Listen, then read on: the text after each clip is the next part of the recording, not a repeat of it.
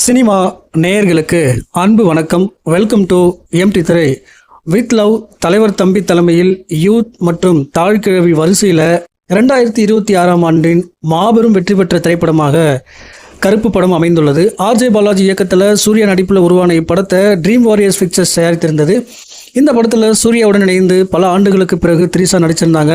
அது மட்டும் இல்லாமல் மலையாளத்தில் மூத்த நடிகராக வலம் வரும் இந்திரன்ஸ் இப்படத்தில் முக்கிய கதாபாத்திரத்தில் நடித்து அனைவரிடமும் பாராட்டுக்களை பெற்றார்.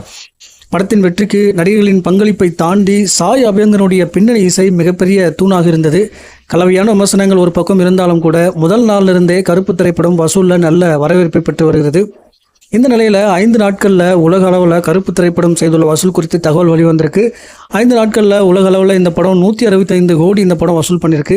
வருகிற நாட்களில் இந்த படத்தினுடைய கலெக்ஷன் எப்படி இருக்கும் அப்படிங்கிறத அடுத்த அப்டேட்டில் பார்க்கலாம். இந்த வீடியோ உங்களுக்கு பிடிச்சிருந்தா மறக்காமல் லைக் பண்ணுங்கள், ஷேர் பண்ணுங்கள், சப்ஸ்கிரைப் பண்ணுங்கள். அடுத்த வீடியோவில் சந்திக்கிறேன். நன்றி, வணக்கம்.